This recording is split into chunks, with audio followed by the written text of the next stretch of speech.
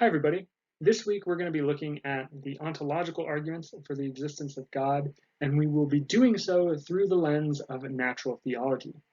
Now, keeping in line with previous lectures, the God that we're going to be focusing on in this lecture and the next few lectures is going to be that God of the big three Western traditions of Judaism, Christianity, and Islam. Now, natural theology is going to be a way of looking at religion in a slightly different way than we have been. We have been looking at qualities of God based on scripture and divine revelation, things that we've read about in the Bible or the Quran. But instead, using natural theology, we're going to try to explain the existence of God in a more scientific, philosophical way, something that applies a reason and kind of the ordinary experience of nature to prove the existence of God.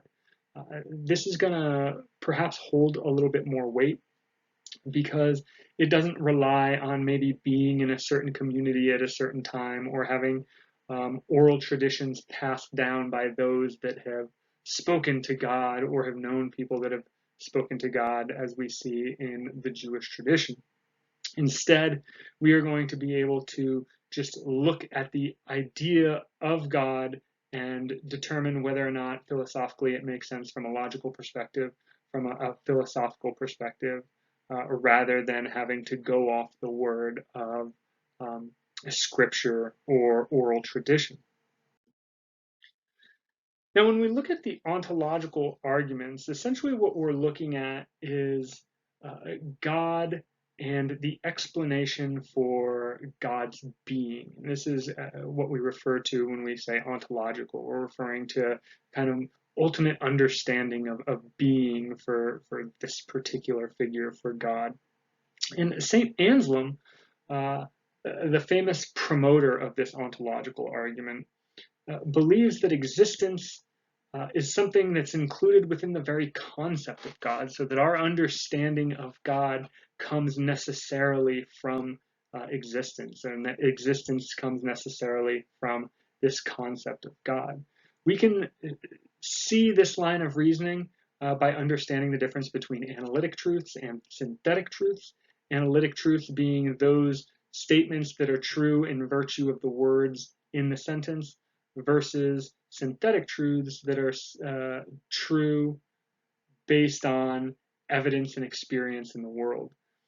For instance, if I express the sentence, all bachelors are unmarried, this is an analytic truth because the definition of bachelor is an unmarried man, and what it means to be a bachelor is to be an unmarried man. Now, contrast this with the idea that all bachelors have brown hair. Now, of course, this isn't necessarily true, but even if it were to be true, we would still need to think to ourselves, well, in order to understand whether or not this sentence could be true or false, we would have to go out and do research. We would have to poll or find out all the people that are bachelors and determine if they have brown hair. Analytic truths that experimental, the exercise of having to go out and look into the world isn't necessary. It's something that we can know just based on the concepts themselves. So I might know an analytic truth just based on the concept that a square has four equal sides with 90-degree internal angles. The idea that a square corresponds to the description, and the description corresponds to it being a square. I don't have to go out and find everything that is a square and make sure that it has these features. Instead, I just know that what it means to be a square is that it has these features, and that any square will always have these features. And so Anselm thought that existence was a necessary quality within the concept of God, so that when we think of God, we necessarily have to accept that God exists. And his definition, his understanding, was that God is the being than which none greater can be conceived. And so when we think of God, we think of this most supreme being that has all the best and most perfect qualities. We looked at previously the idea that God is omnipotent, omniscient, omnibenevolent, omnitemporal, and many other different qualities. God is perfect in every way. So the greatest understanding of any being, and that has to be for Anselm, God. And so out of this, being the most perfect thing, Anselm is going to say that in order to be most perfect, in order to be that perfect thing, God must have existence as a necessary quality. Essentially, God must exist, and we have to understand his existence based on the fact that it's a necessary, a logical necessity of God. Now, the method that Anselm uses to express this argument is something that we're familiar with from previous lectures, and it's the argument style of the reductio ad absurdum. So what he's going to do is actually assert the opposite of what he wants, and then draw a logical contradiction from that assumption, so that we then have to assume the opposite of what his assumption is, namely the thing that he really wants to believe. So his first premise begins by him asserting that God exists in the mind, but not in reality. Now remember, this is not what he wants in terms of a conclusion. What he wants to do is show why this particular proposition, that God essentially doesn't exist, doesn't make sense. So then we have to default to the idea that God does exist. And so he begins by suggesting that God exists in the mind, but not in reality. So we can conceive of God, but God isn't real. He then goes on to say that if we can conceive of something, then we can also conceive not just of God existing in the mind, but we can conceive of God existing in reality too. So if I have an image in my head of something, I not only have that image in my head, but I can conceive of it being real. One of the examples that he's going to use that we are going to talk about throughout this particular argument is the idea of a painting and a painter. So a painter may have an image of a painting in his mind prior to painting it. And what Anselm is going to say is, well, if the image is in his mind, then he can conceive of it being an actual real painting, which seems to make perfect sense. He then goes on to say that existing in both is better than existing in one.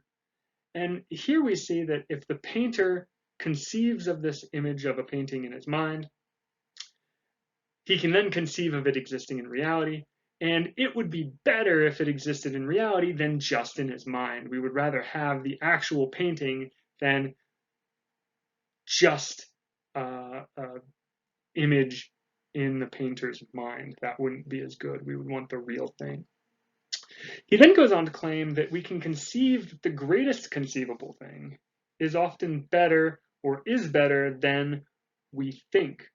So when we conceive of something, when we conceive that the greatest conceivable thing is better than we think, we're essentially adding this qualitative aspect to something as being existing.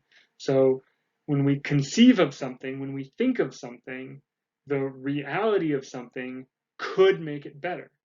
So no matter what we conceive of, it would be greater or better if that thing that we conceived of was actually real, right? I don't want to just conceive of having a vacation, right? I don't want to be sitting at my desk thinking, man, I'm just planning the best vacation of my life. It would always be better if the vacation were real and I were actually on vacation. So when we conceive of something, the greatest conceivable thing is better than we think it is. The reality of that thing is better. And he then goes on to say that God can't just exist in the mind and not reality. Because remember, for Anselm, what it means to be God is that which nothing can be greater. So it's this supreme, most perfect being. And if it's perfect, if it's nothing could be better than it, then it must have as a quality existence. It must exist, because for Anselm, existence is always going to make that thing that we conceive of better.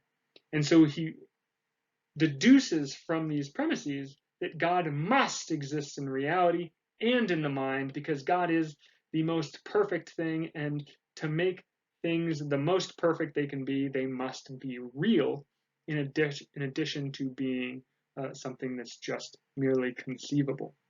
And so this is Anselm's argument for why God must exist, and why necessity, or why existence necessitates the existence of God. Because if we have God as a conceivable being, then what would make that better is God existing in reality, and nothing is better than God. So God must therefore exist in reality. As I previously stated, Anselm likens this argument to a piece of art and the painter. A piece of art existing in real life is better than just the conception of a piece of artwork in the painter's mind. And God, therefore, in reality, is better than just the conception of God in people's minds. And so, if we're to understand God as the greatest conceivable thing, God must then have existence as a necessary quality, because something real for Anselm is always going to be better than something unreal. And if God is perfect, God is going to be the best of everything. God will then have to be real. Now, there are a few different objections to this ontological argument, and they're going to really springboard the kind of more fundamental arguments for the existence of God that we're going to look at later, the cosmological arguments as well as the teleological arguments, or the arguments by design. One of the most common objection, however, to the ontological argument is the mistake of treating existence as a property. When we treat existence as a property, it seems as though giving it to God in terms of being this property, this quality that is of the highest caliber, right? Because God won't have bad qualities. Existence must be some good quality. The only problem, however, is that existence would seem to also be had by a contradictory worst conceivable being. So if we were to imagine the worst possible conceivable thing in the world, or conceivable being, let's call him, for sake of argument and consistency purposes, the devil, it would seem as though what would make the devil even worse is to exist in reality. And so if we were to think of God as having this property of existence, we would want to say that the worst possible thing would not have this property. However, it would make more sense for us to believe that the worst possible thing also has existence as a property. And so we can't necessarily, or may not want to necessarily, treat existence like a property or quality, like having blue eyes, or having roundness or hardness. Instead, we can't think of existence as being this type of property. There's also the problem that Anselm runs into in terms of committing the false dilemma fallacy. This is going to be a critique that is going to get highly logical. It's a fallacy that treats two possibilities as exhaustive when in reality they are not. And then lastly, just the idea that logical necessity is kind of an unfulfilling understanding of something. To say something is logically necessary, something has to be the case, is not going to be very persuasive or fulfilling when it comes to understanding why God exists. And so we'll touch on each one of these in turn. So when we think of the objection that existence is not a property, we think of this idea that a thing in reality versus one's imagination differs only in property or existence isn't really ever the case. So if I were to express my understanding of, let's say, my teacher when I was in school, if I have an idea of my teacher, that is going to be very different than my teacher in reality. And it's going to be different in more ways than just having the quality of existence. Instead, my teacher is going to have a lot more qualities than just existence in compared to the conceivable teacher in my head. So in my head, there is this teacher. He teaches me, he taught me logic. Now, the teacher in real life that taught me logic was also a father, a husband. He was able to send emails and grade papers. He reffed soccer games. And this is stuff that my imagination can't do. I can imagine someone doing this stuff, but those imaginations don't actually do these things. I have my imagination of a teacher, but my teacher may have more qualities beyond just existence. And so to suggest that existence is a necessary property seems to be a bit strange. And we can see this when we look at the kind of predicate understanding of existence and our understanding that existence is not a predicate, again, like the texture of something or like the color of somebody's eyes. We can't say that person also has a quality of existence.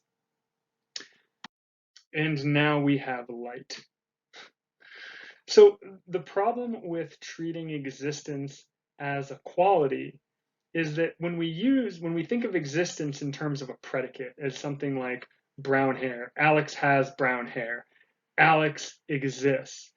When we think of existence in a predicate form like that, we have a problem because the argument looks like it makes sense, but in reality it doesn't.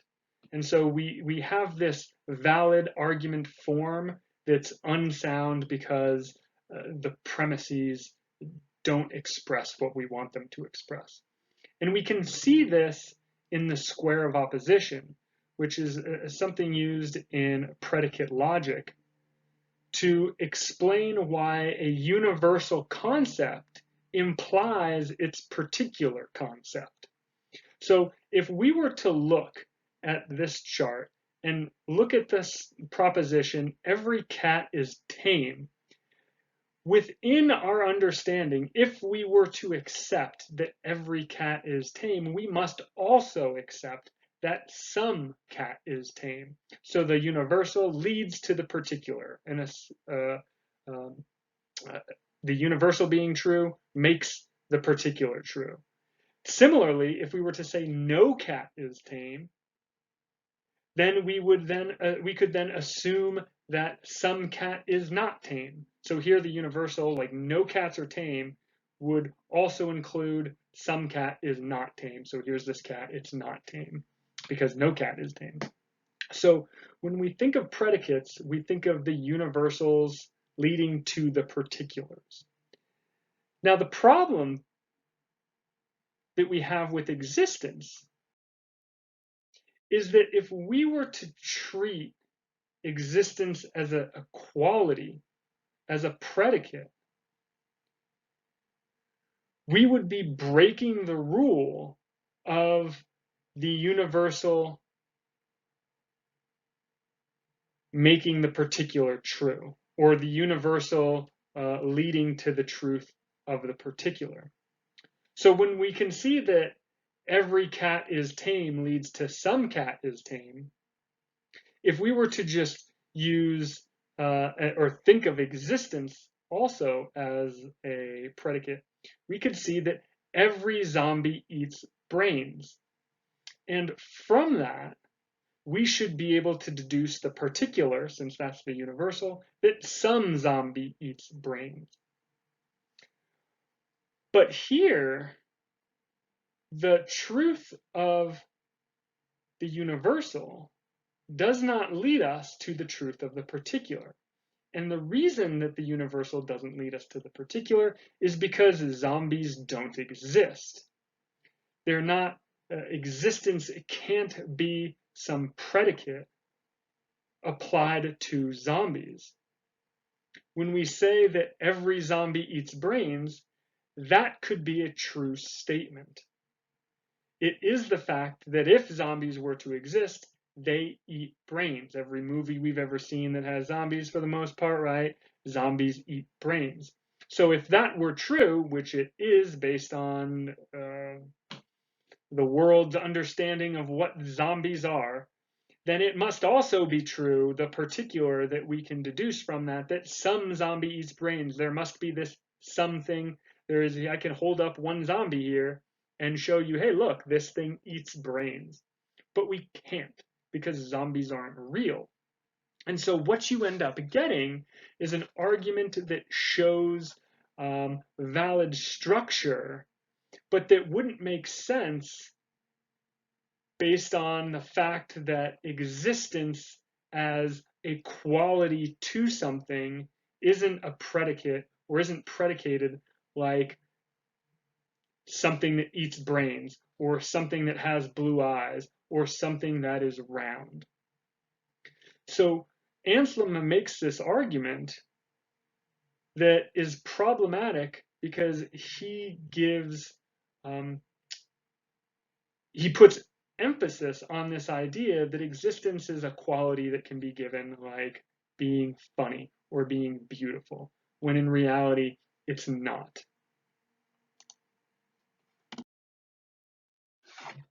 Now, the other problem, or one of the other problems, is the problem of the false dilemma fallacy.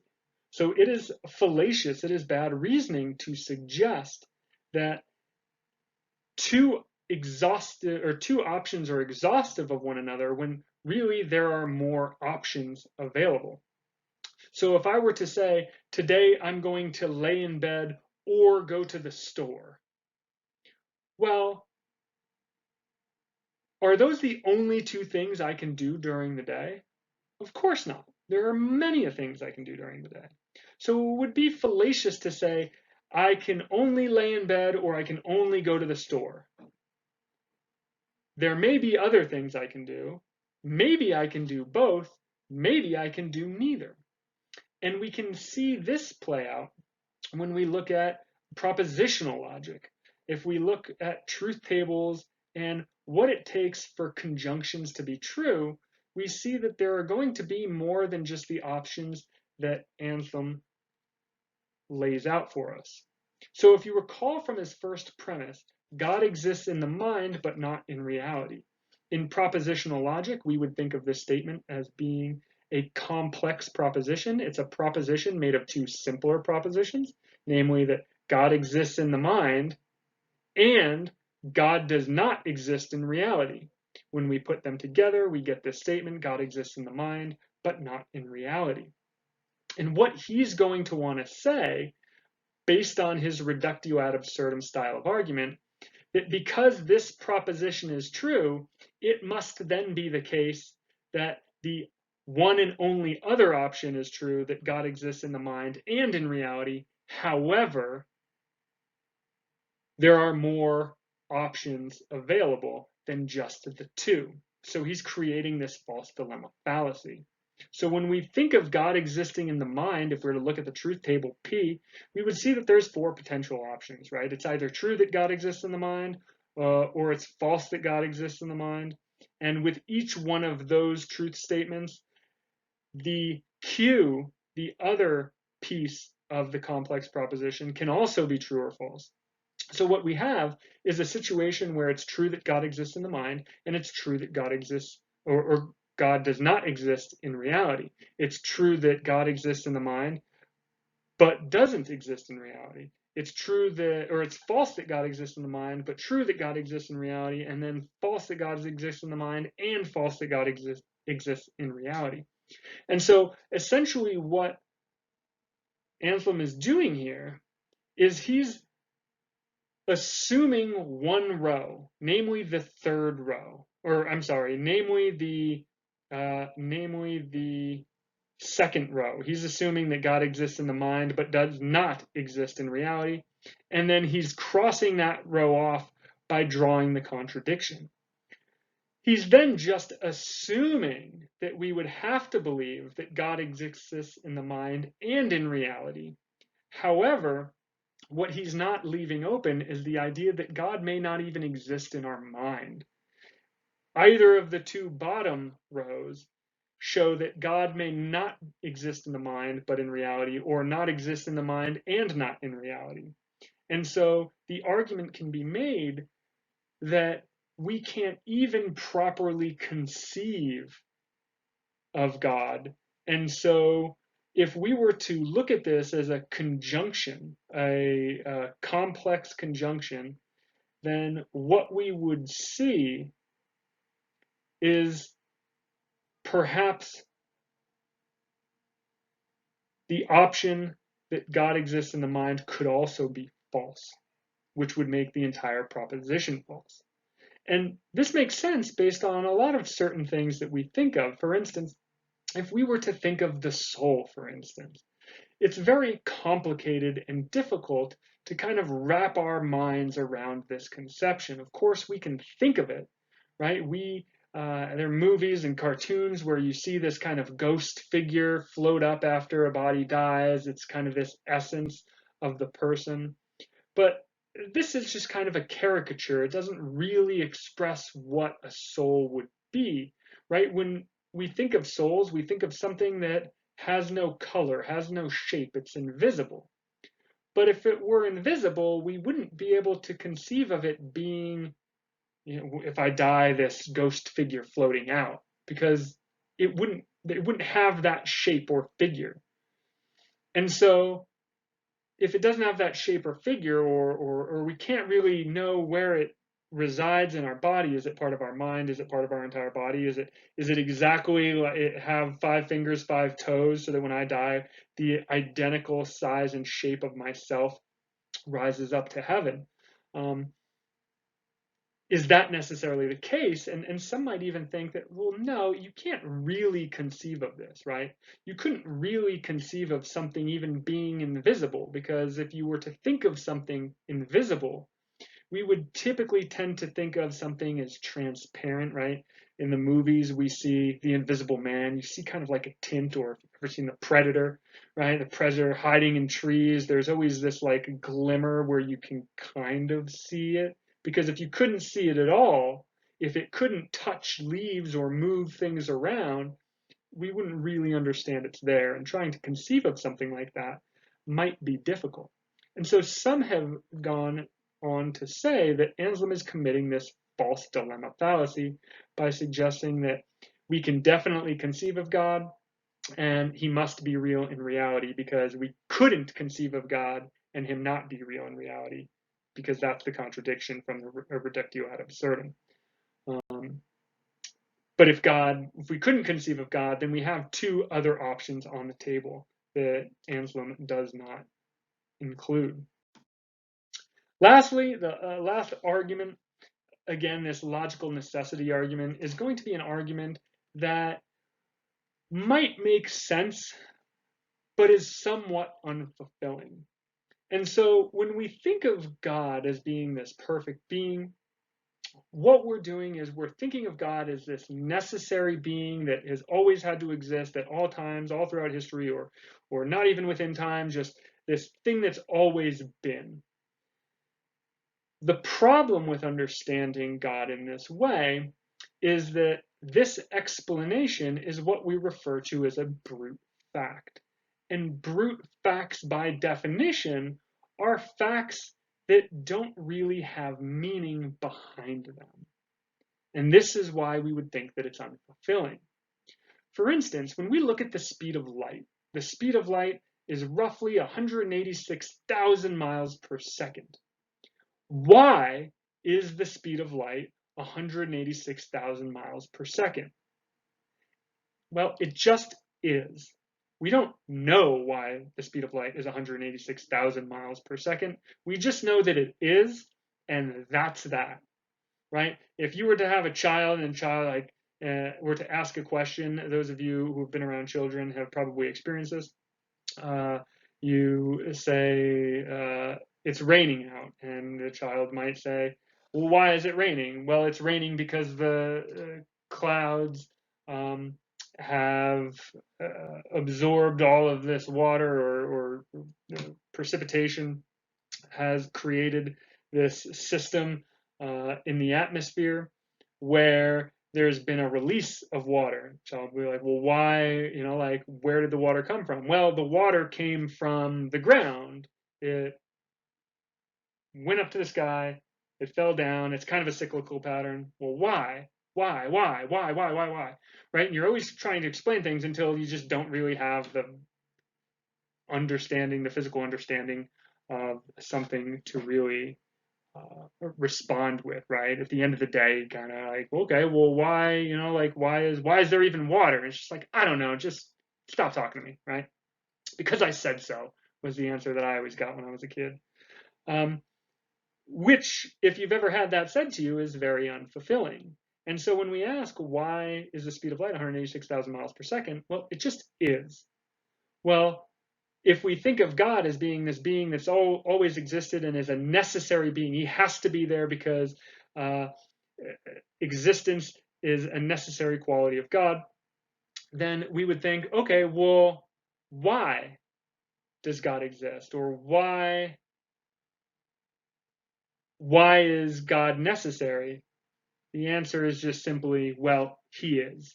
Similarly to if you were to believe that the existence of the universe was purely physical and the Big Bang created the universe and everything in it, and you ask the question of, well, why did the Big Bang create the universe, or why is there just physical stuff in the universe? Well, there just is. It's a brute fact. So whether you're a theist or an evolutionist or an atheist that believes there's nothing but just physical stuff versus that there's God, we can see that both get reduced down to this idea that, well, it just exists. And there's no really argument for why it exists or how it exists. It just exists, and you have to accept it at that, which is incredibly unfulfilling. Next time, we are going to look at the cosmological arguments for the existence of God, which will be a little bit weightier when it comes to being persuasive and utilizing logic to prove the existence of God. Again, more so than just assuming that God is that thing which nothing greater can be conceived or imagined.